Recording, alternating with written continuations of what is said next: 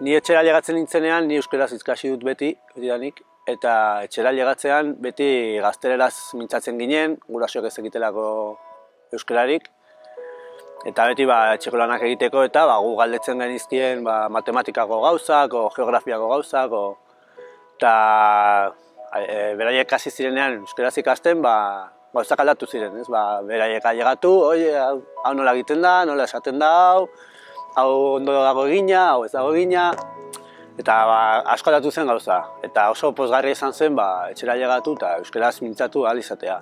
Niretzako oso garrantzitsua izan zen, ni ere hizkuntzari garrantzi gehiago eman nion, zen azkenean ni ikasten nuen euskaraz, baina gurasoek ez egiten, orduan igual ez nion zuen garrantzirik ematen, baina biak hasi zirenean ikasten eta ikusi nuenean beren denbora librea zela, eta hori bisemekin, lana eta ez dago denbora gehiagirik.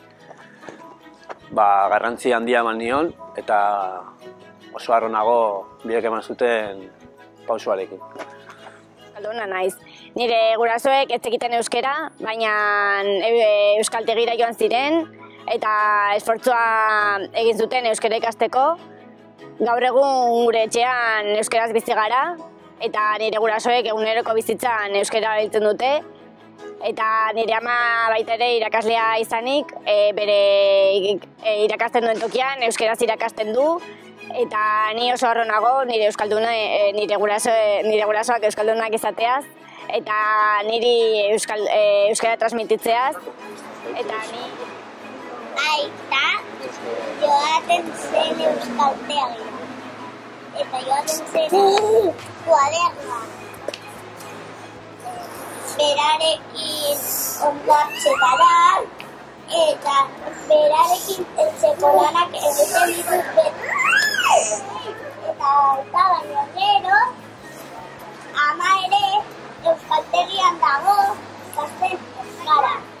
Eta aitari eskertu nahi diot euskaraz ikasteko egin duen ahalegina, zeratik 40 urterekin euskara edo edozein hizkuntza ikastea kriston meritoa daukala iruditzen zait.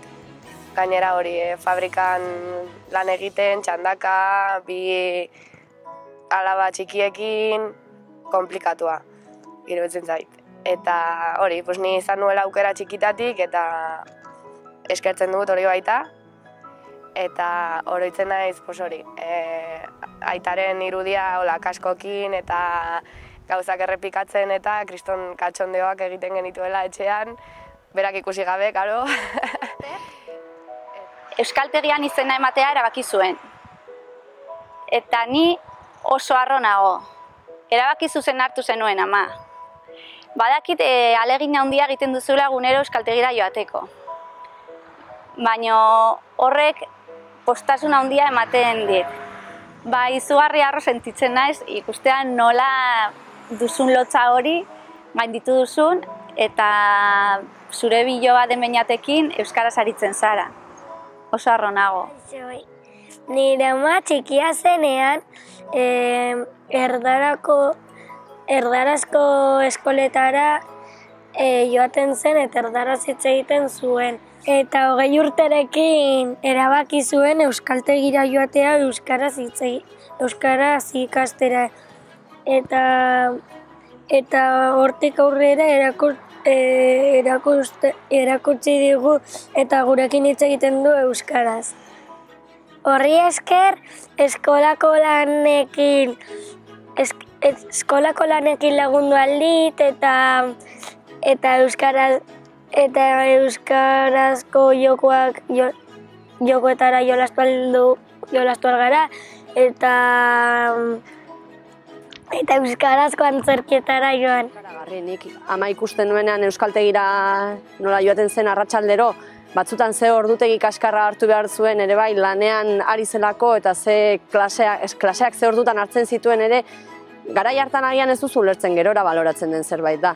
Eta nik asko daukat eskertzeko zentzu hortan, aitak ere beharrezkoa ikusi zuen euskara, harremanetarako erabiltzen du beti berak, Eta nik eta pentsatzen duen anaiak ere bai, asko eskertzen diegun zerbait da. Horrek ekarri duelako gu ere euskalduntzea, erabat euskalduntzea, eta aldi berean nik gero nire seme-alabak ere bai euskaldun hasi ahal izatea, eta nire seme-alabek ez dituzte guraso euskaldun berriak izango, baina euskaldun zaharrak izango dira. Eta orduan 3 generaziotan nola eman den urrats hori, niretzako oso importantea da. Gaur egun ama bezala, alaba bezala, eta aitatxi amatxi euskaldunak dituzten nire seme-alabek ere bai, orduan ez da tontakeria bat, oso arro egoteko modukoa da. Aita, ama, eskerrik asko bihotzetik. Eskerrik asko, aita. Eskerrik asko, ama eta aita. Eskerrik asko, ama. Eskerrik asko, aita. Mila esker aita eta ama. Eskerrik asko, amatxo.